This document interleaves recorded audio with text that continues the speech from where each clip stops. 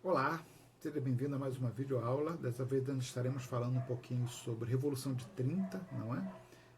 Brasil, a história do Brasil, Revolução de 30.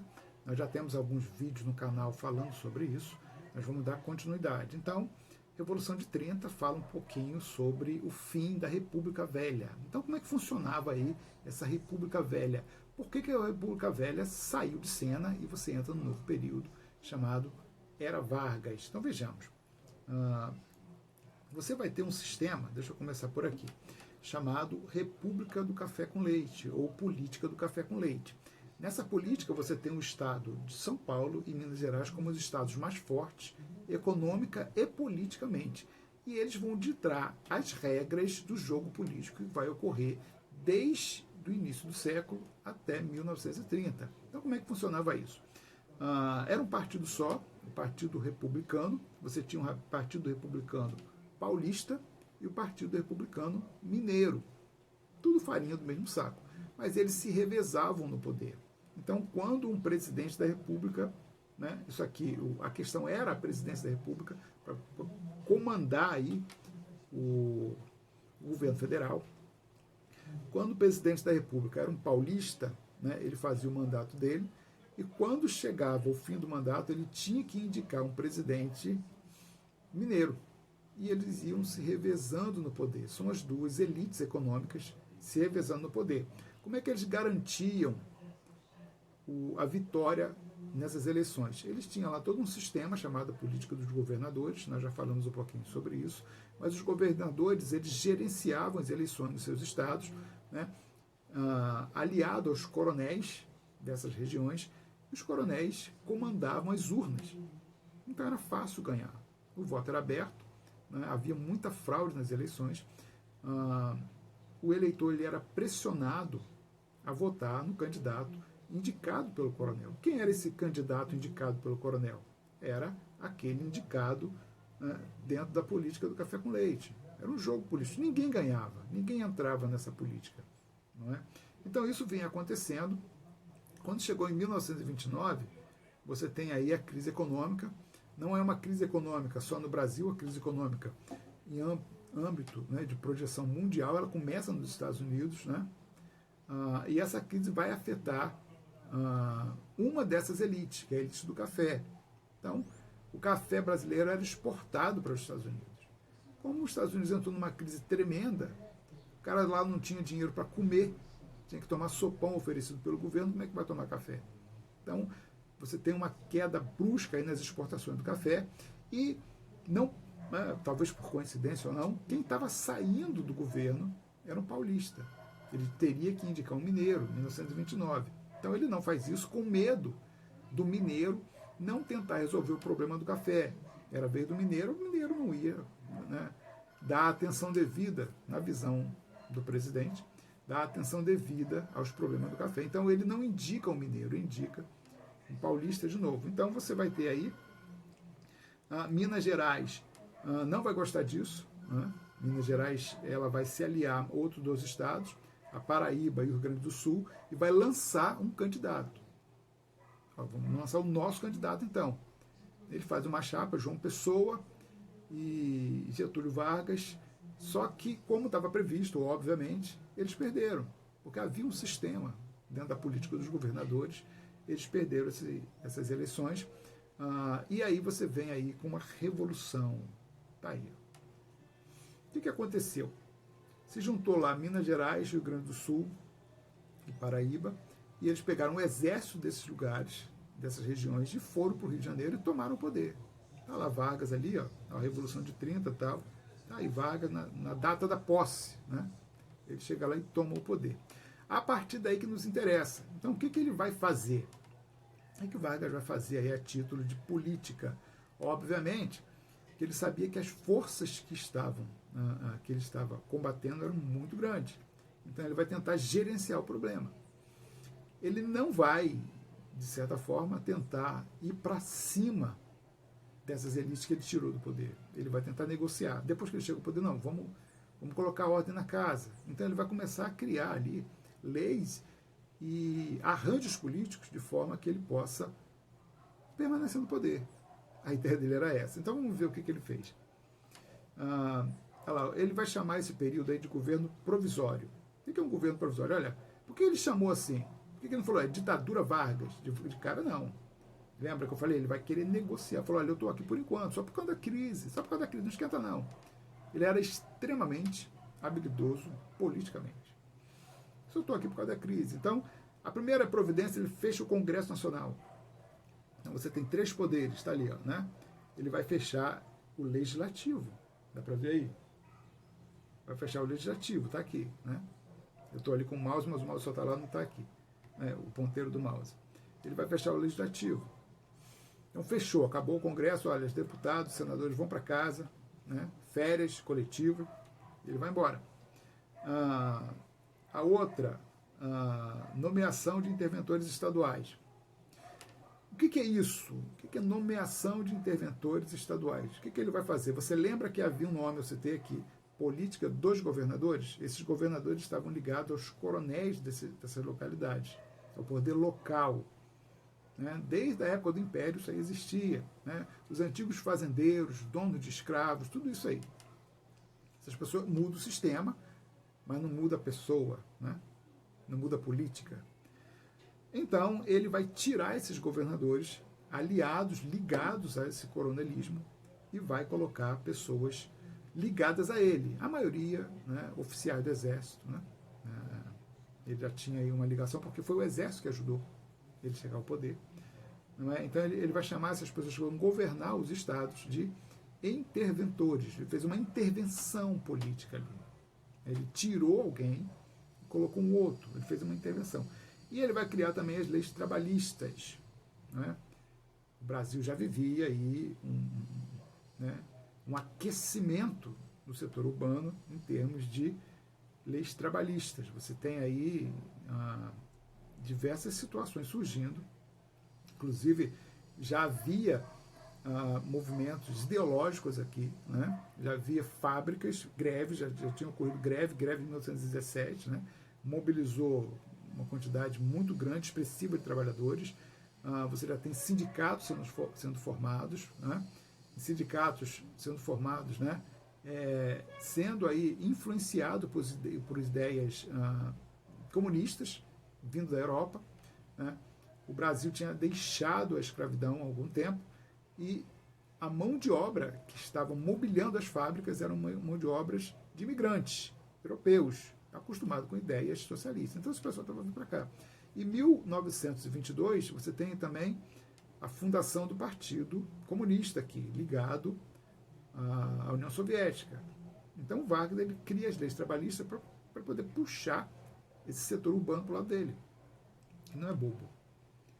Então com isso ele dá uma rasteira, né, na visão dele, né, no setor ideológico aí que está surgindo no país, né, com a bandeira comunista. Né? Então vamos prosseguir. Então ele tomou essas providências logo de cara. Né? Ele vai fazer uma coisa muito interessante.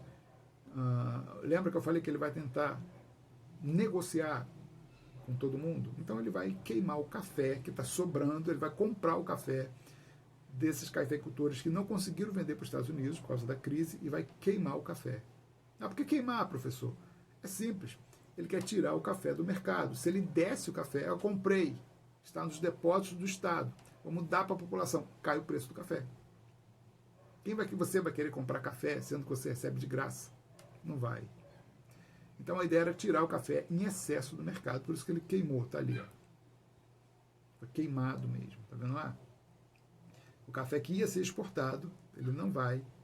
Ele foi para dentro do vagão de trem, chegou no meio do caminho, jogaram para fora, está ali, não sei se dá para você ver ali, e queimaram mesmo, né? Queimou o café.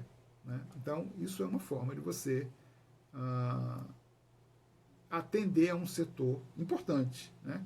É importante por dois motivos, porque era uma elite poderosa, e segundo, que realmente a exportação de café era importante para o país.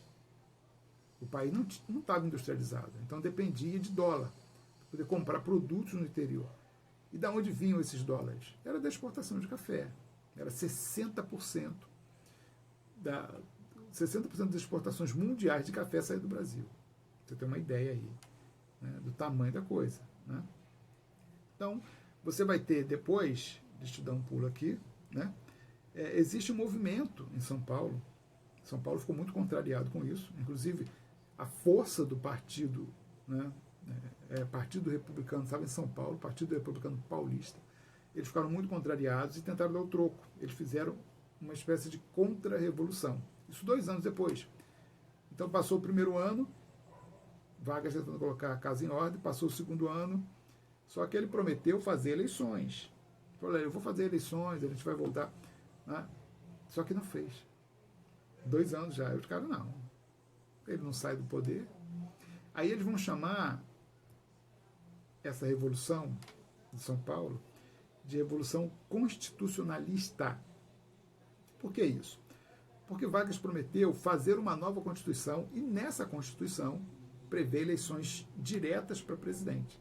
Mas ele não tinha feito isso ainda. Então São Paulo se manifestou dentro de uma revolução, né?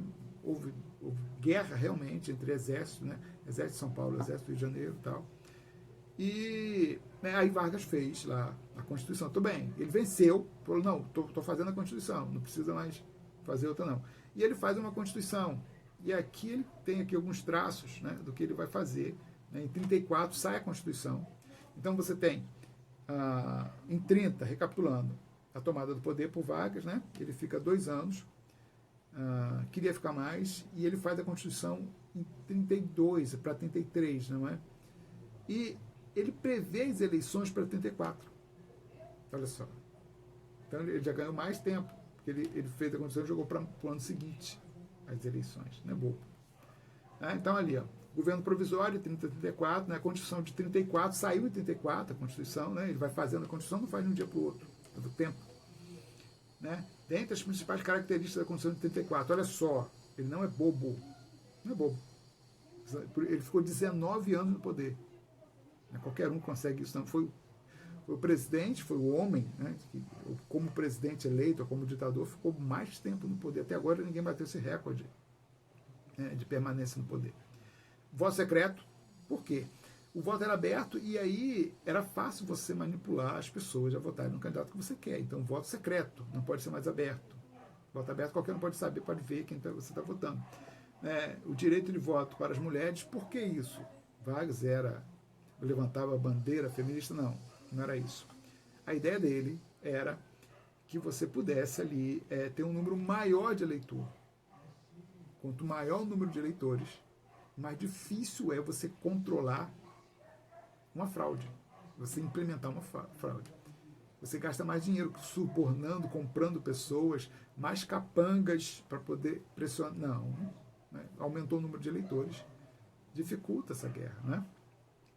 Mandato presidencial de 4 anos, né? Direitos trabalhistas, ele coloca aqueles direitos que eles estavam criando, direitos trabalhistas, na Constituição, né? Essa questão de férias, né? Limite de horário de trabalho, né? Ele regulamenta isso aí, né? Então, vários direitos. Ali começa a surgir ali aquilo que nós hoje chamamos de CLT, Consolidação da Lei Trabalhista, começa com ele, né? O limite de jornada de trabalho, olha só, né? Então, como eu falei, férias anuais, indenização por demissão sem justa causa, né? O projeto de riqueza naturais do país. Ele queria industrializar o país. Então, aqui já né, os primeiros passos que ele dá para fundar a Petrobras, por exemplo. A Petrobras está aí até hoje, né? Riquezas naturais, né? Petróleo, né? Os recursos minerais, né? Aço, né? Produção de aço. Ele já começou a dar os primeiros passos aí, a industrialização. Vamos prosseguir. Está lá, né? Aí outras características da Constituição, né? Liberdade de imprensa, né? Liberdade religiosa, né? 3 poderes, lei trabalhista, né? Estabeleceu que o presidente seria eleito diretamente pelo povo, exceto o primeiro, que foi ele. Ele não é bobo. O primeiro presidente, não. A primeira eleição vai ser indireta. E adivinha quem ganha nessas eleições? Ele. Né? Então ele já ficou mais um tempinho no poder. Né? Ele tinha ficado de 30 a 34. Ele vai ganhar as primeiras eleições porque são indiretas. Olha só. Não é bobo. Não é bobo. Não é bobo. Não é pingo d'água. Ele, ganhei. Não. Aí a próxima, em 38, sim, aí é eleições diretas. Porque ele sabia que mesmo ele fazendo, né, voto direto, todo esse controle, trocando os governadores, mesmo ele fazendo isso, haveria fraude nas eleições. Ele sabia disso. Ele queria mais tempo para poder resolver esse problema.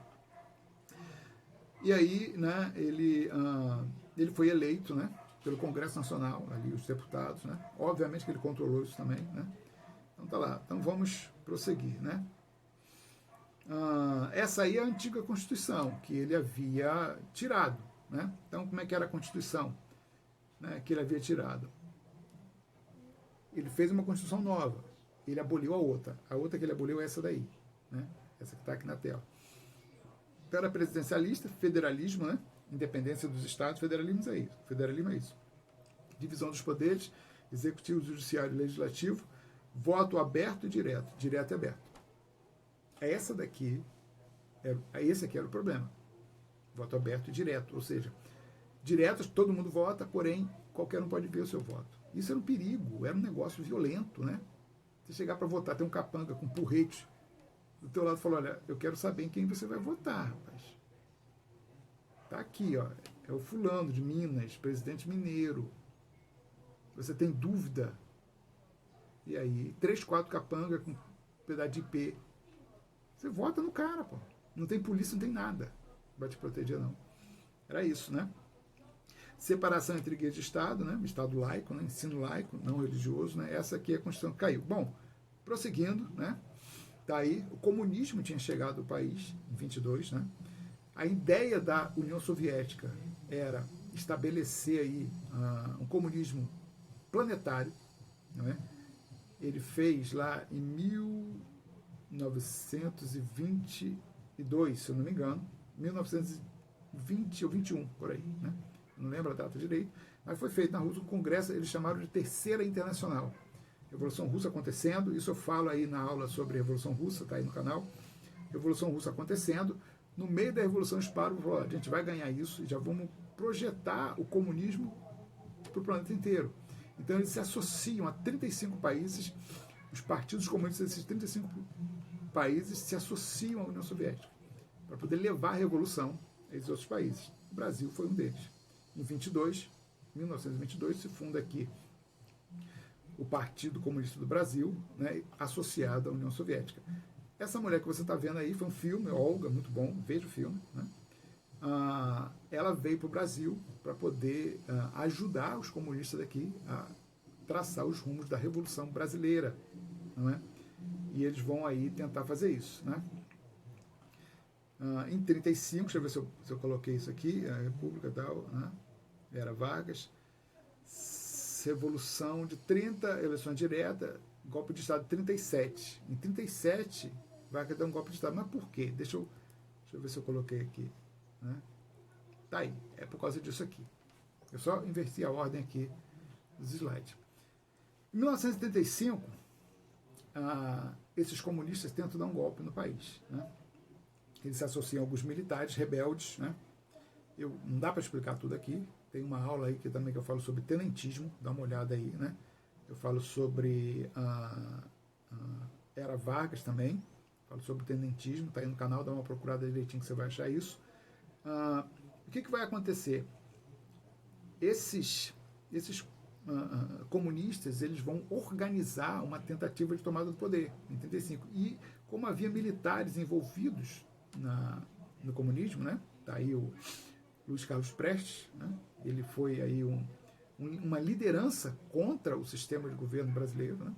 A princípio ele não era comunista, mas passou a ser depois de um tempo. Ele se associou aos comunistas e ele vai tentar aí, tomar o poder através dos quartéis. Isso em 1935, né? É chamada Intentona Comunista, a tentativa, né? Movimento, isso aí é jornal da época, né? Movimento subversivo em Pernambuco, Rio Grande do Norte, ele tenta pular, não dá certo, esses comunistas infiltrados dentro dos quartéis como soldados, eles vão perder, né? Essa tentativa vai ser frustrada. E o que vai acontecer? Isso em 35. Em 37, olha só, então, Vargas, recapitulando para você entender o processo. Vargas, em 34, ele fez eleições e foi eleito, mandato de 4 anos. Se é mandato de 4 anos, ele deveria sair em 38. Então, em 37 deveria haver eleições para presidente, eleições diretas. O que ele faz? Fala, eu não estou seguro de que o Brasil não vai voltar ao que era antes. E o pior, agora ainda tem comunista. Ainda tem a questão comunista. Então, o que ele faz? Eles inventam um tal de um golpe chamado Plano Cohen. Eles dizem que interceptaram uma carta, de novo, de comunistas que estavam tentando um novo plano. E aí ele fecha de novo o Congresso, estabelece uma ditadura a partir de 37, antes das eleições de 38. Tá aí, é chamado de Plano Cohen. Em 35 foi real. Em 35, esse pessoal aqui, né? Luiz Carlos Prestes, ele está preso aí, né? É porque ele foi preso por causa disso. Eles tentam realmente, mas em 37, esse de 37 é falso. Inventaram uma carta, botaram, olha, descobriram uma carta comunista que eles iam tentar outro golpe. Então, o Vargas vai fechar o Congresso, de novo, mandar os deputados embora e falar, agora eu sou ditador. Vocês querem outro golpe? Então agora eu sou ditador. Não tem golpe. Acabou. Mas não tinha mesmo, porque era invenção dele. Bom, tá aí, né? Ele, em 37, ele toma, 1º de outubro, tá aí o Jornal da Época falando desse episódio aí, né? O tenebroso plano foi apreendido pelo Estado-Maior do Exército. Esse plano falso do Vargas, né? Chamado plano, isso cai em prova, né? Grava esse nome aí. Plano Cohen, né? Estão dizendo que, né, seria um golpe novo, e aí começa o Estado Novo. O Estado Novo, ele é uma ditadura de Vargas, né? Ele vai governar, ele governa sem eleições, não tem mais eleições, sem Congresso, não tem deputado, não tem senador, sem eleições para prefeito, não tem eleições para prefeito em lugar nenhum, o prefeito era enviado, inclusive o prefeito de qualquer cidade, da sua cidade aí, ele chegava para o governador e falou, olha, sou prefeito agora, sem governador, também eram os interventores, lembra? Permaneceram ali, né? Eram só substituídos de tempo em tempo, né? Ele vai controlar, a gente vai fazer uma outra aula mais específica sobre isso, mas ele vai controlar as comunicações, ele vai mexer na educação também, né? Ministério da Educação, né? Ele vai mexer na saúde também, ele vai implementar essas leis trabalhistas, né? Vai continuar com esse recurso que ele tem, né? E ele vai governar, né, de 37 a 45, né, a título de ditador mesmo, né? É um período aí, Vargas é controverso, né? Cada um tem uma visão diferente de Vargas, né? Só porque pelo que eu falei aqui já dá para ver que ele era, né, já ouvia os antigos falar, vaselina purinha, ele escorregava, né? E por isso que ele fica tanto tempo no poder. Inclusive ele sai em 45, né? Ele já arma todo o cenário político para que pudesse estar voltando em 50 como presidente eleito. Ele voltou como presidente eleito. Então você vê que o cara era bom, né? Ele fica de 50 a 54 e aí vem o suicídio dele. Bom, então tá aí, nós vamos parar por aqui, né? Falaremos um pouquinho mais sobre esse período de 37 a 45, né? Uma outra oportunidade. Espero te ver lá. Fique com Deus. Um abraço.